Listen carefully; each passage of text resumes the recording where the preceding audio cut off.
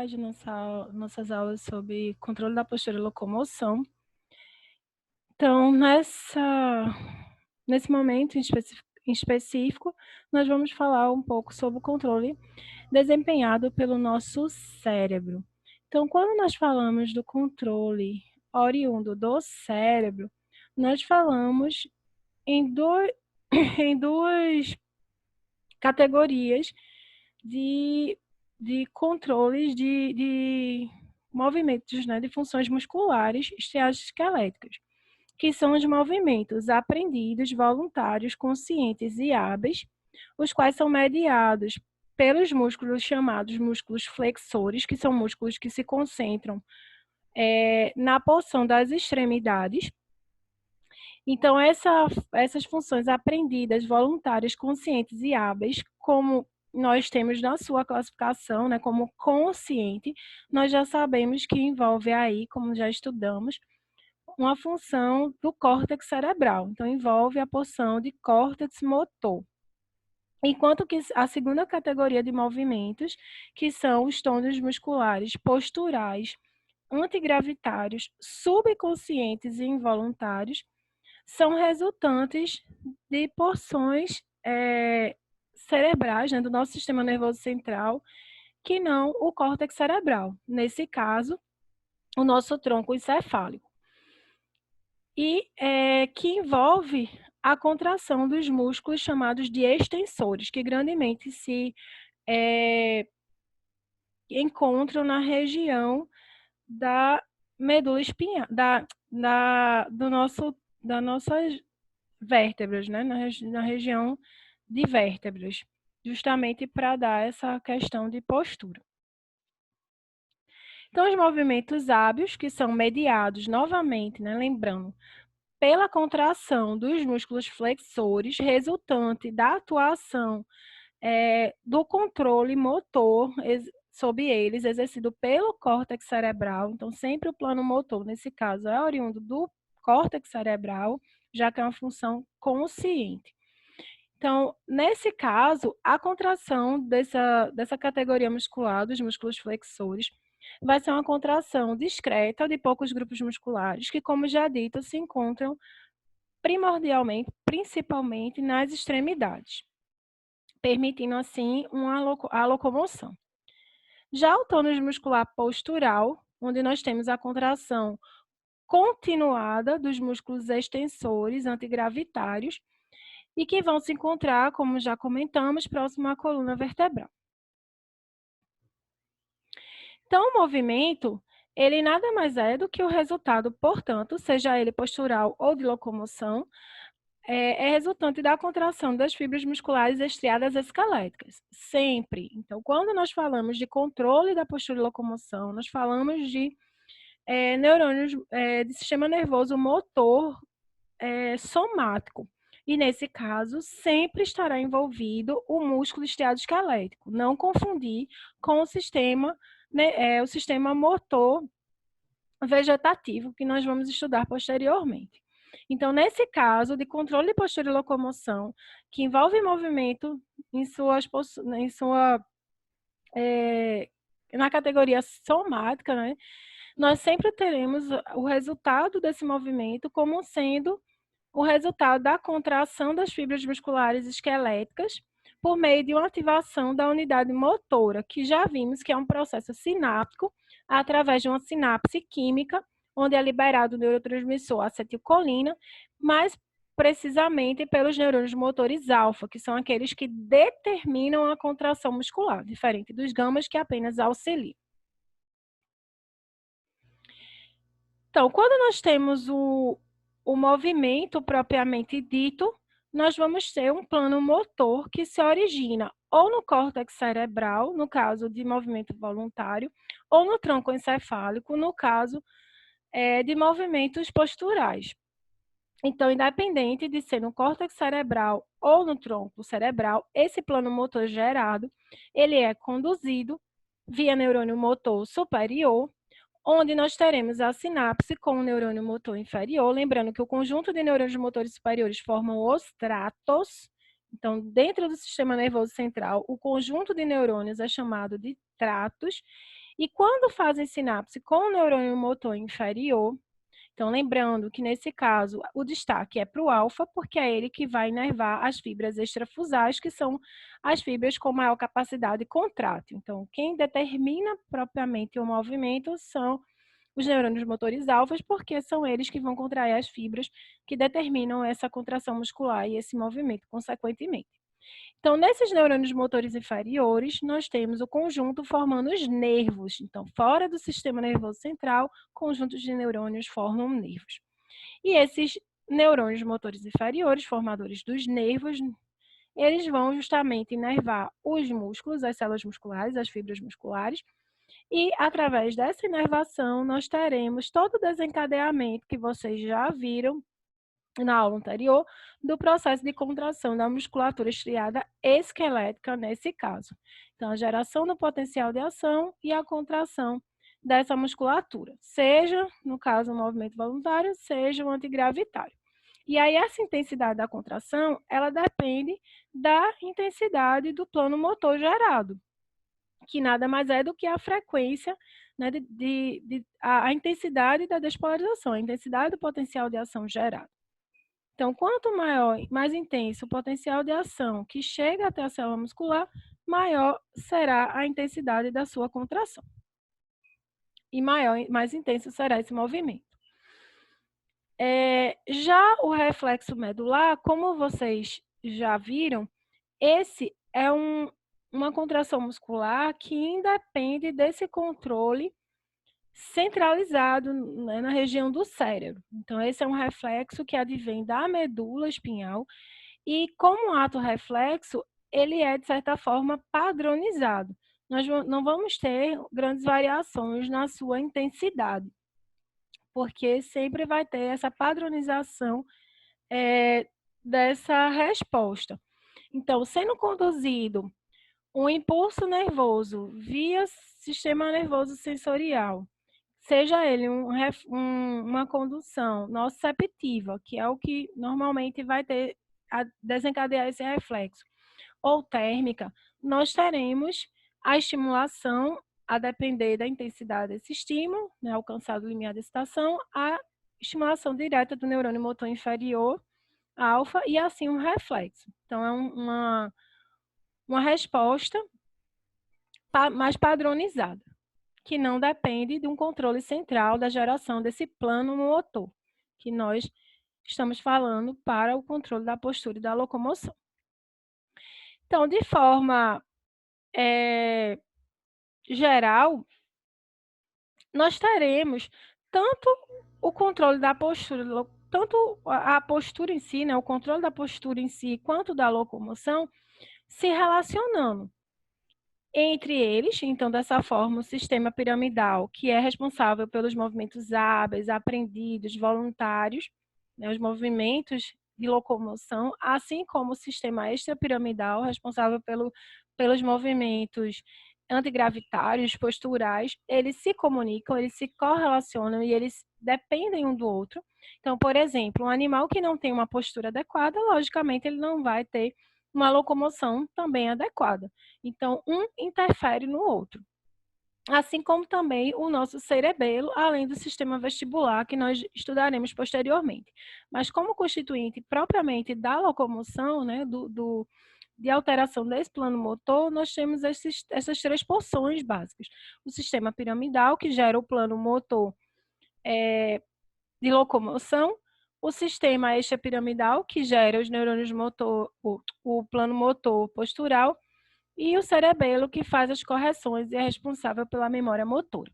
Então, no caso do sistema piramidal, ele é constituído, como a gente já comentou, não sei se vocês perceberam, justamente pelos neurônios motores superiores. Então, nessa região do sistema piramidal, no córtex cerebral, nós teremos a geração do plano motor, e esse plano motor, né, gerado nessa região de corpo do neurônio motor superior, ele é conduzido através desse neurônio e vai fazer todo o processo de sinapse que nós acabamos de comentar. Enquanto que no sistema extrapiramidal o mesmo vai acontecer, só que na região do tronco encefálico. Também o cerebelo é constituído por neurônios motores superiores, assim como dito já para o sistema piramidal e extrapiramidal. Só que nesse caso, ele não vai gerar o plano motor. Diferente do plano motor gerado no sistema piramidal e extrapiramidal, o cerebelo ele armazena a informação motora e ele possibilita a correção desse plano motor para que o movimento e a postura se mantenham de forma adequada. Então, dessa forma, veja que um sistema, né, um centro motor depende do outro para perfeito funcionamento, de forma que qualquer alteração nesse mecanismo vai desencadear problemas no funcionamento motor postural desse animal. Com relação à às regiões do sistema nervoso central, nós temos, como já comentado anteriormente, a região de medula espinhal, que fica toda protegida, e a região de cérebro e a região de medula espinhal, toda protegida por ossatura, né, por estruturas ósseas, em virtude de constituir esse sistema nervoso central, que é o centro de controle, né, de recepção e coordenação de todas as informações nervosas e de geração também dos impulsos nervosos. Então, dessa forma, nós temos, constituindo a porção cerebral, o bulbo, a região de encéfalo, né, de cérebro, nós temos a região do bulbo, da ponte, mesencéfalo, diencéfalo, toda a região aqui, né, de telencéfalo, além do cerebelo e aqui na porção da medula espinhal, ok? Então, esses são os constituintes do nosso sistema nervoso central. Então, no caso da medula espinhal, nós já vimos que nós teremos a função, né, de gerar os reflexos medulares.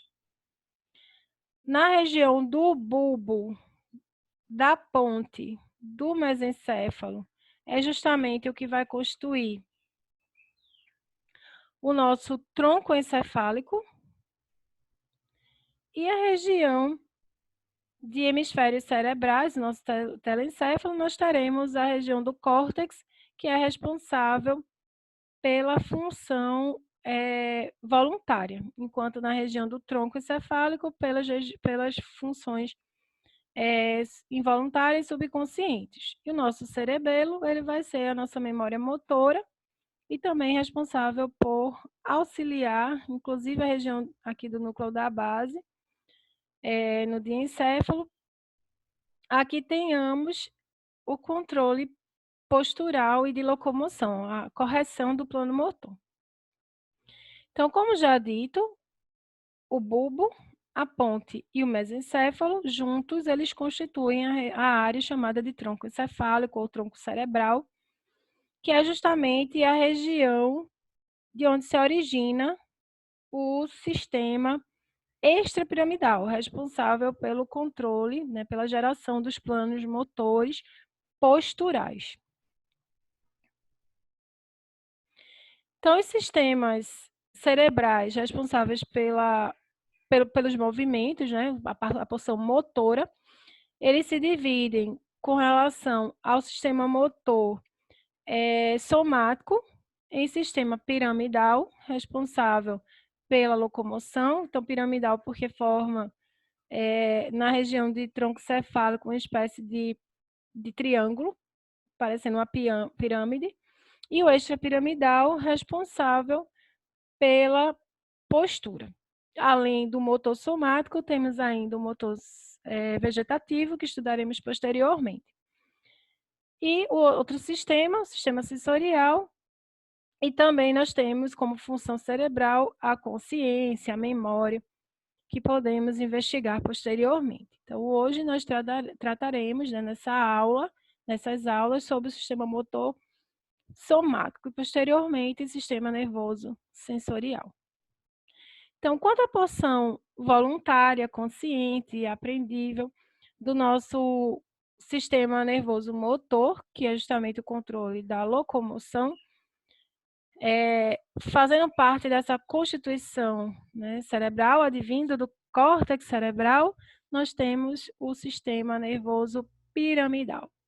Então, o sistema nervoso piramidal se originando no córtex cerebral e fazendo esse cruzamento na região do tronco cefálico até a medula, ele vai constituir o nosso sistema voluntário, consciente e que nós somos capazes de aprender, que é uma responsabilidade da musculatura estriada esquelética, né? A função final de contração muscular.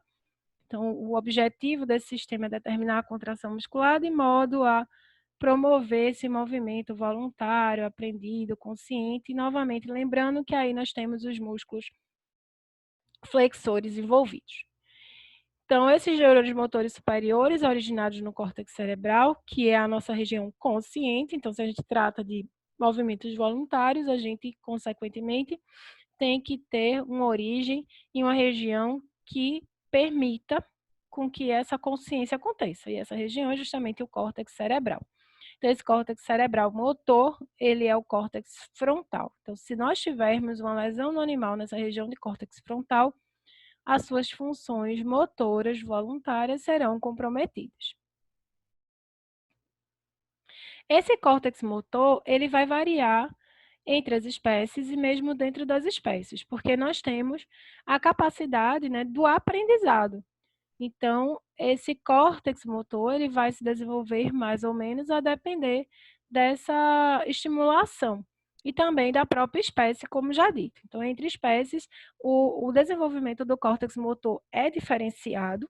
Nós temos áreas mais desenvolvidas para determinadas funções em uma espécie do que em outras. Então, se a gente pensar, por exemplo, um animal que tem uma habilidade de correr, de caçar, então ele tem um córtex motor mais voltado para isso, enquanto outros, por exemplo, que se penduram em árvores com a cauda. Então, essa região de contração muscular, de movimento voluntário, ela tem um desenvolvimento maior no córtex motor, consequentemente. Então, essas funções envolvendo musculatura estriada esquelética voluntária, de diferentes porções do nosso corpo, elas têm justamente essa relação com o tamanho, a área, né, do nosso córtex cerebral envolvido. E lembrando que isso também é influenciado pelo aprendizado, não só no cérebro, como também no nosso cerebelo, que é o nosso centro de memórias motoras. Então, no sistema piramidal, aí nós temos o local né, das sinapses sendo ou na medula espinhal ou no bulbo, além do cerebelo. Então, aqueles neurônios motores superiores oriundos do córtex cerebral, eles fazem um cruzamento no tronco encefálico, como já dito, e alguns deles na medula espinhal já.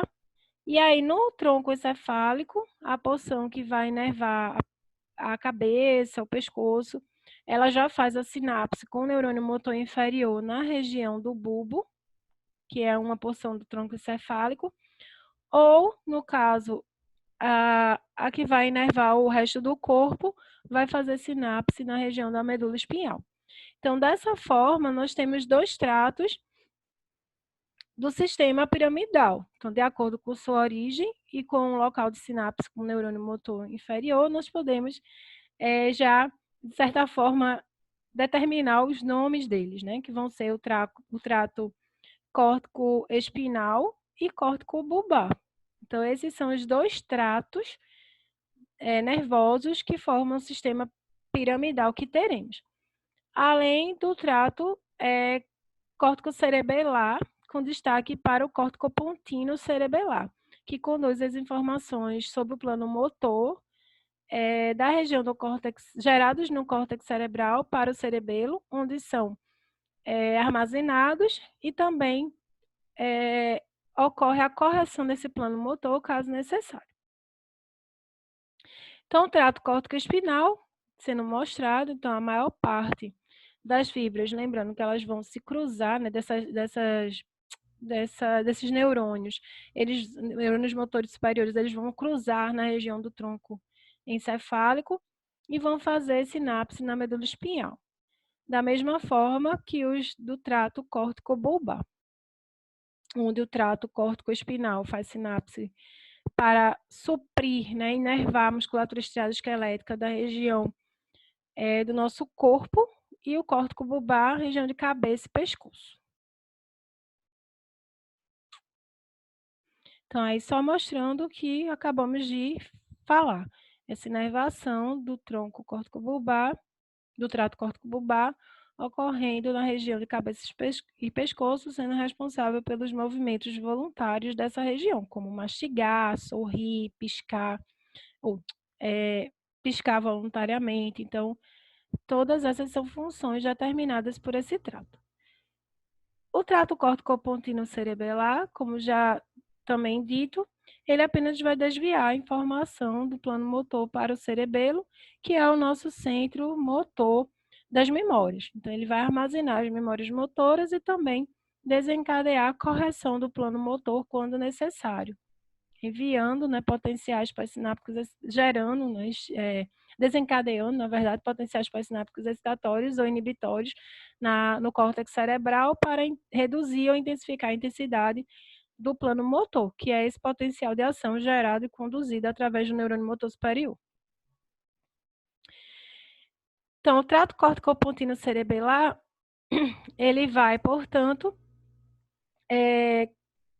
desempenhar suas funções, uma vez que ele vai levar o plano motor, que é o movimento pretendido para o cerebelo, que também é uma área onde vai receber a informação do movimento executado e que vai ter suas memórias motoras. Então, no cerebelo, nós teremos, portanto, a comparação do movimento pretendido com o movimento executado e com a memória motora, sendo feito o ajuste necessário quando conveniente. Então, por exemplo, se o plano motor ele for muito intenso e for determinar uma contração exagerada, tendo o animal já memória motora, é feita uma inibição desse plano motor, de forma que nem mesmo esse primeiro evento de exagero acontece. Já se um indivíduo não tem essa memória, ou se tem uma memória ainda não muito bem ajustada, como uma criança que está aprendendo a andar, nós vamos ter realmente uma grande comparação entre o movimento pretendido, executado e a memória motora, para que haja, né, de forma menos intensa, para que haja esse ajuste até que aquele movimento, aquela locomoção ocorra de forma adequada.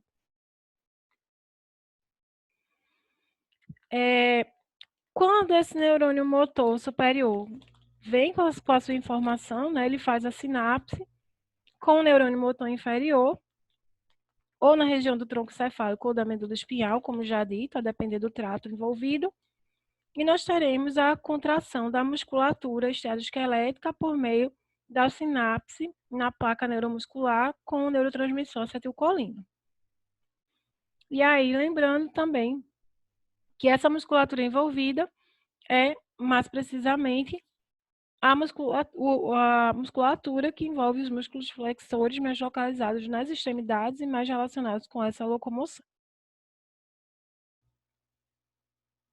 Então, no trato córtico-espinal, a grande diferença em relação ao trato córtico-bulbar é o local que vai inervar. Então, em ambos, nós teremos um grande cruzamento na região do tronco encefálico. Então, no caso, tanto do trato córtico-bulbar quanto espinhal, todos originam-se do córtex cerebral, porque devemos lembrar sempre que o sistema piramidal ele é um sistema consciente, de execução de funções conscientes. Então, dessa forma, ele só pode partir do córtex cerebral. Então, esses neurônios motores superiores, partidos do córtex cerebral, eles vão em direção à medula espinhal, então ou ao tronco cefálico. No caso desses neurônios, quando eles passam na região do tronco encefálico, a maior parte cruza no bulbo, como já dito, tanto no trato córtico-bulbar quanto no trato córtico-espinal. A diferença é que o trato córtico-espinal, esses neurônios, eles vão fazer sinapse com os neurônios motores inferiores somente na região da medula espinhal, enquanto que no trato córtico-bulbar, eles farão sinapse no próprio tronco encefálico com o neurônio motor inferior. Lembrando que os neurônios motores inferiores são os neurônios motores inferiores alfa e gama. E assim nós teremos a contração muscular sendo desencadeada pela sinapse oriunda do neurônio motor inferior com o músculo esquelético.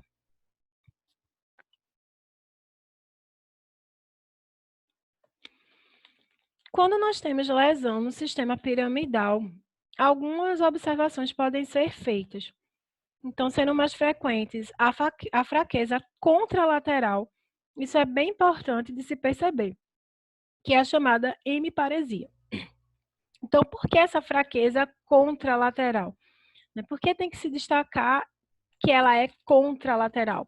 Porque justamente é um comprometimento da contratilidade muscular estriado-esquelética do lado contrário à lesão nervosa. Por que isso? Porque nós temos que lembrar que o neurônio motor superior, ele cruza no sistema piramidal. Então, por isso que essa função de locomoção, essa função voluntária, esse movimento voluntário, ele está sendo comprometido do lado contrário à lesão. Então, o neurônio motor superior foi lesado no lado oposto, né, a essa lesão e ela se manifestou. Então, por exemplo, ele tem uma lesão direita e a manifestação é esquerda. Assim como também temos alterações na marcha consequentes dessa falha na contração muscular por meio da lesão nervosa.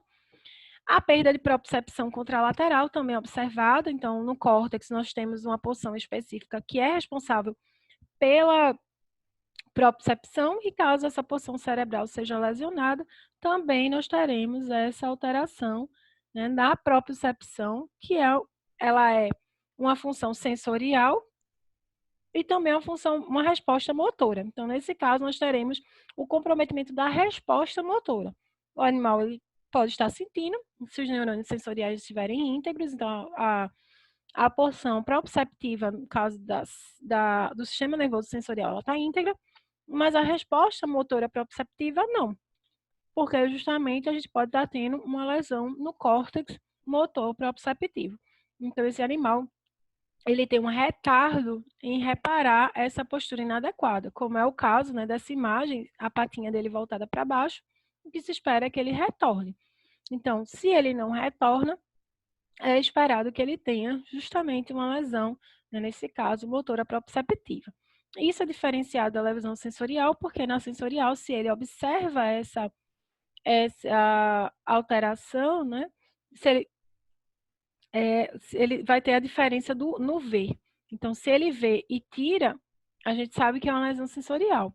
Se essa influência da visão não tem interferência, espera-se que seja uma lesão realmente na porção proprioceptiva motora.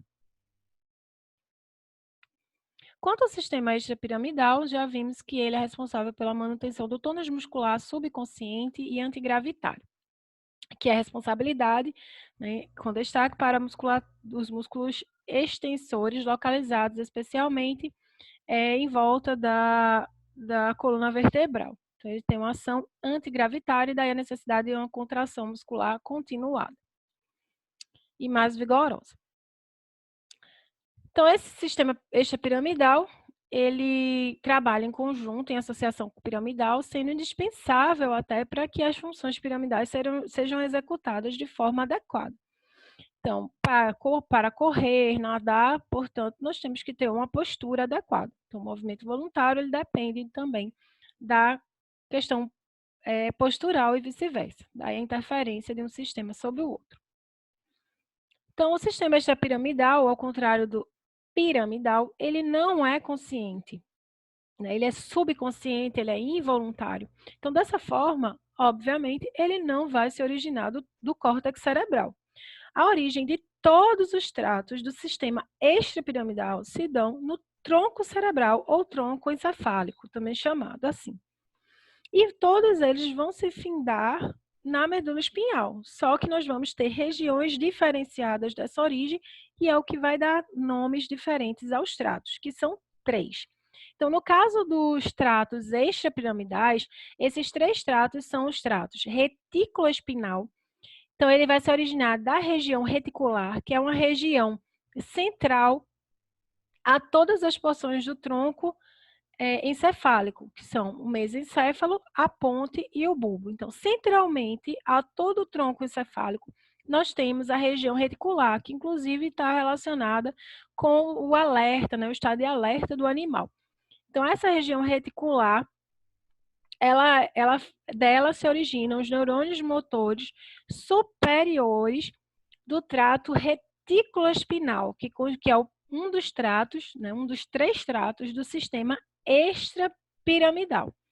E aí eles vão fazer sinapse com o neurônio motor inferior na medula, em diferentes porções da medula espinhal.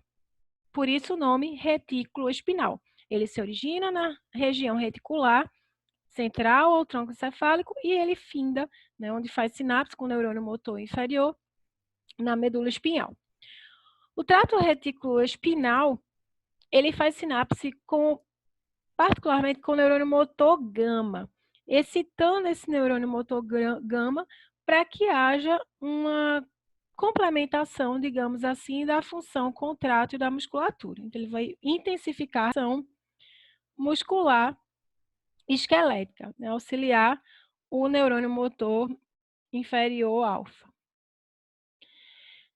Esse trato reticuloespinal, ele é modulado especialmente pelos núcleos da base, né, localizados nessa região central do nosso cérebro, na região, né, de encéfalo, nessa região central, e também pelo próprio córtex cerebral a gente tem essa interferência, né? Na postura a gente sabe que tem essa interferência também consciente. Então, em geral, gerando aí um potencial pós-sináptico inibitório sobre esses neurônios motores superiores oriundos do trato retículo-espinal. O segundo trato extrapiramidal que estamos trazendo é o trato vestíbulo-espinal. Então, como o nome diz, ele se origina de uma região onde tem uma influência do sistema vestibular e ele finda na região da medula espinhal, como todos os tratos extrapiramidais. Então, esse trato vestibular, ele vai se originar mais especificamente falando nos chamados núcleos vestibulares bulbares. Então, é uma região do bulbo, né, que é a primeira porção do tronco encefálico, depois da medula espinhal. Então, nessa região, a gente tem esses núcleos vestibulares bulbares, que são a região que recebe diretamente informação oriunda do sistema vestibular. Então, inclusive, é uma região que vai estar envolvida com reflexos vestibulares que nós vamos estudar posteriormente. Então, nesses núcleos vestibulares bulbares, nós temos os neurônios motores superiores se originando e que vão fazer sinapse com os neurônios motores inferiores, nesse caso, mais precisamente os alfas, até porque muito dessas respostas são respostas reflexas vestibulares, vai ser o neurônio motor inferior alfa, na medula espinhal. Então, aí o trato vestibular, ele vai justamente, né, ter essa função sensorial que vai influenciar em uma resposta reflexa postural, que é o reflexo vestibular. Então, um deles é o reflexo de postura de cabeça e de olho. Então, a gente vai ter bastante, a gente ainda vai falar nisso, né, pela condução da informação sobre posição, deslocamento dada pelo sistema vestibular, que é uma informação sensorial.